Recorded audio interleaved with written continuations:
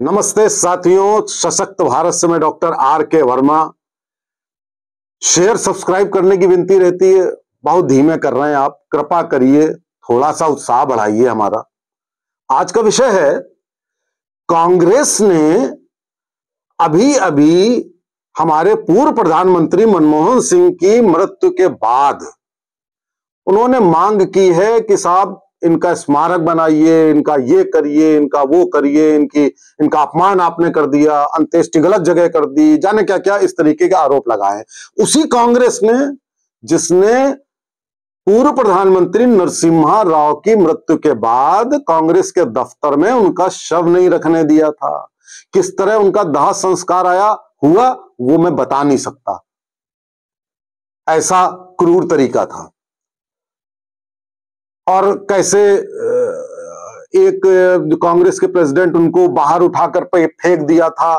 और प्रणब मुखर्जी की जो पुत्री हैं, उन्होंने कहा भाई जब प्रणब मुखर्जी जी की मृत्यु हुई तो एक शोक संदेश तक नहीं हुआ।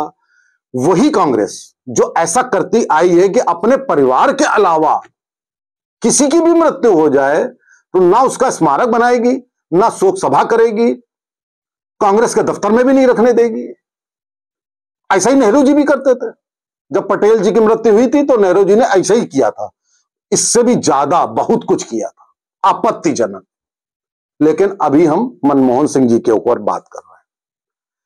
मैं सोशल मीडिया पे भी देखता रहता हूं और भी जगह देखता रहता हूं, अरे बड़े ज्ञानी पुरुष थे, अरे बहुत वो थे। अरे भाई साहब एक बात बताइए, अब उनकी मृत्यु हो गई और मृत्यु के बाद किसी भी व्यक्ति के बारे में बहुत ज्यादा चर्चा करना हमारे हिंदू शास्त्र में उसको अच्छा नहीं कहा जाता, हम करना भी नहीं चाहते। लेकिन हमें तर्क का जवाब तो देना ही है, हमें थोड़ा सा सत्य तो बताना ही है जनता को। हम नहीं बताएंगे तो क्या होगा।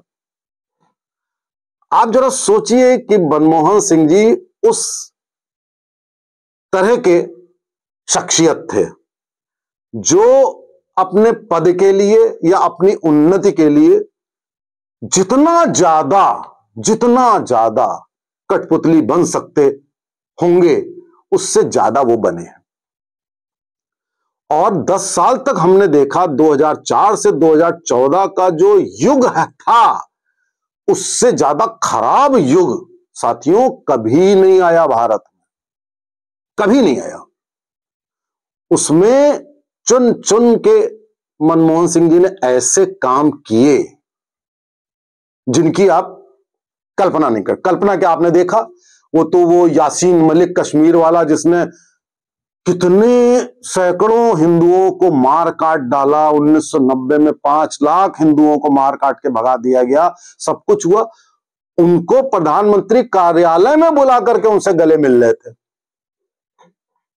मनमोहन सिंह जी। क्या मजबूरी थी।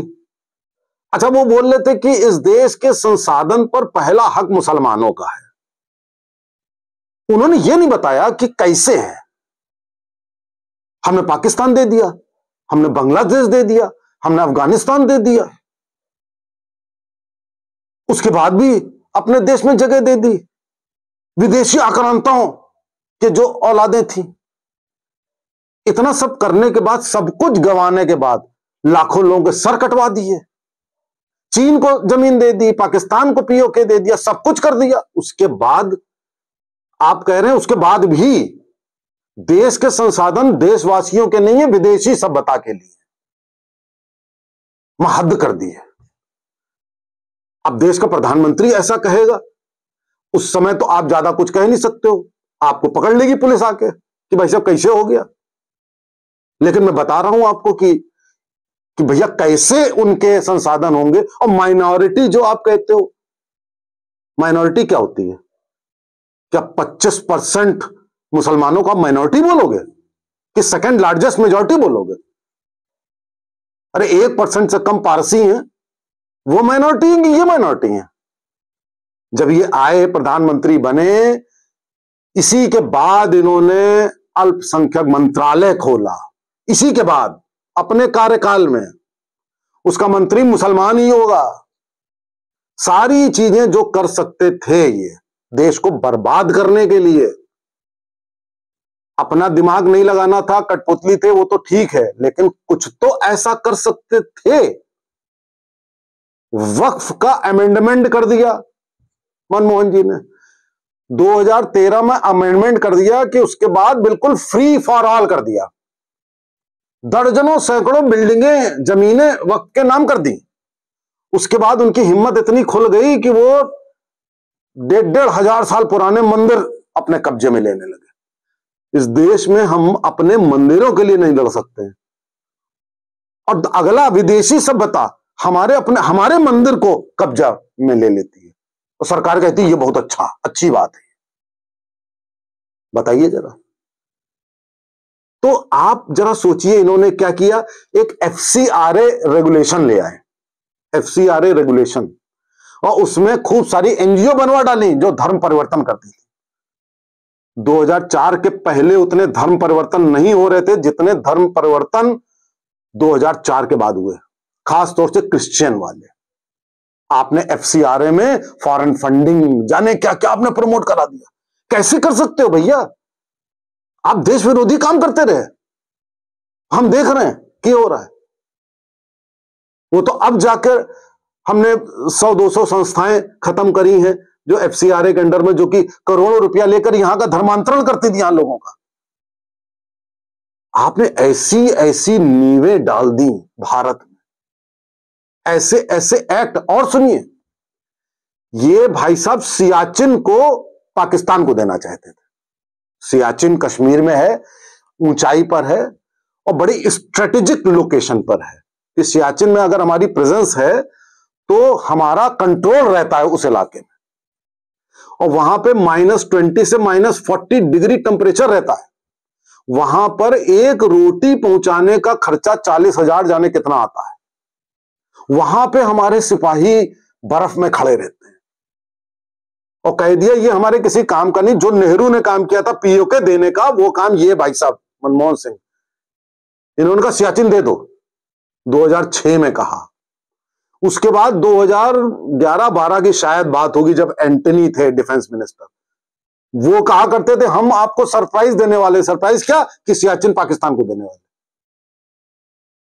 और भाई साहब दोनों बार आर्मी ने मना कर दिया, दोनों बार आर्मी ने मना किया।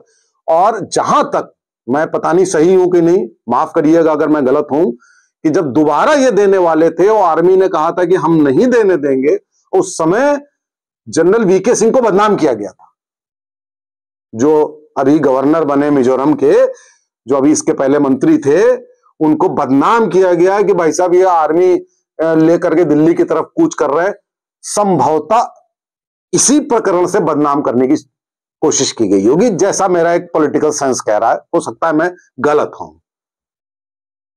मैं आपको एंडलेस सूची बता सकता हूं, एंडलेस, हजारों काम जो भारत के विरोध में, भारत को तोड़ने के लिए मनमोहन सिंह जी द्वारा ही उन्हीं 10 साल में किए। घोटाले तो किए ही किए, भ्रष्टाचार तो करवाया ही करवाया। अब आप लोग कहते हैं भाई साहब ईमानदार थे। भाई साहब मैं आपसे पूछता हूं, ईमानदारी किसे कहते हैं? अगर आप विचारों से ईमानदार नहीं है तो आप सबसे बड़े बेईमान हैं। समझे आप कि नहीं? तो नीतिगत भ्रष्टाचार आप जानते ही नहीं। भ्रष्टाचार वही होता है किसी पैसे नहीं लिया, अरे वो तो खिलौना है, उसने पैसे ले लिए, वो थोड़ी ना ज्यादा बड़ा हुआ। ज्यादा बड़ा भ्रष्टाचार वो होता है कि हम देख रहे हैं कि हमारी पूरी कैबिनेट भ्रष्ट है। 2G 4G कोल और कॉमनवेल्थ, सारे घोटाले मनमोहन सिंह जी के अंडर में हुए, कम से कम 50 घोटाले। आप देख रहे हो, प्रधानमंत्री हो, आपको कुछ बोलना तो है नहीं। और अभी तो मुझको एक बात आज पता लगी, अब उसके बारे में भी मैं उसकी ऑथेंटिसिटी आपको नहीं कह सकता, कि पाकिस्तान में इनका जन्मस्थल वाला गांव था। लोगों का आरोप है, मुझे मालूम नहीं कि सही है कि गलत है, कि वहां पे भारत सरकार के पैसे से सड़कें बनवाई गई, स्कूलों को फंड दिया गया, उसका पूरा विकास किया गया, जाने क्या क्या किया गया उस गांव में। हो सकता है ये खबर गलत हो, पाकिस्तान पर दबाव डाल के करवाया गया हो, लेकिन लोगों का यह कहना है कि ये भारत के फंड से किया गया वहां पर। अब आप बताइए, अभी तो मैंने 1% नहीं कहा है जितना आपसे बोला है, 1% नहीं बोला है, बोलूंगा घंटों लगेंगे। और आप कह रहे हो कि भाई साहब अभी कांग्रेस की गवर्नमेंट होती तो ये कभी भी इनको सम्मान ना देते, कभी भी सम्मान ना देते। अब हमारी सरकार है तो ये कहते हैं कि ऐसा कर दो, वैसा कर दो, ये कर दो, जबकि 2004 में संभवतः एक इन्होंने कमेटी करके ये पारित किया था, ये एक नीति, एक पॉलिसी पारित की थी कि साहब अब से जो है किसी के वो नहीं बनेंगे, स्मारक नहीं बनेंगे। इन सब के तो बन ही चुके थे, अब बनेंगे नहीं भाई साहब, क्योंकि बनने से बहुत ज्यादा लैंड पूरी दिल्ली में ऑक्युपाई हो जाती है। अब इन्होंने नहीं कहा कि नहीं बनेंगे, आज यही कह रहे हैं कि बनने चाहिए। क्यों भाई कह रहे हो यार? तो सम्मान की बात आप कह रहे हैं, सम्मान एक बतौर एक बुजुर्ग, बतौर उसके हम हिंदू धर्म में सम्मान करते हैं किसी भी मृत व्यक्ति का। लेकिन आप ये कहो कि बड़े ज्ञानी, बड़े महान, बड़े ये थे, तो हमको बोलना पड़ता है और बोलना पड़ेगा। और अभी हम और भी बहुत असलियत बताएंगे। लेकिन आप लोगों का जो बहुत सोशल मीडिया पे आप में से बहुत सारे लोग लिख रहे हो, बड़े नॉलेज थी, बहुत ये किया, वो किया, रिफॉर्म्स किए, उसके बारे में भी अलग वीडियो बनाऊंगा कि वो रिफॉर्म्स क्या थे, उसके बारे में भी बताऊंगा। तो ले दे के कहीं से भी 1% भी ये उम्मीद नहीं है कि उनको महान और ज्ञानी कह के बहुत सम्मान दिया जाए। हां, हम नतमस्तक हैं, हम मृत आत्मा को प्रणाम करते हैं। नमस्ते, जय हिंद, जय भारत।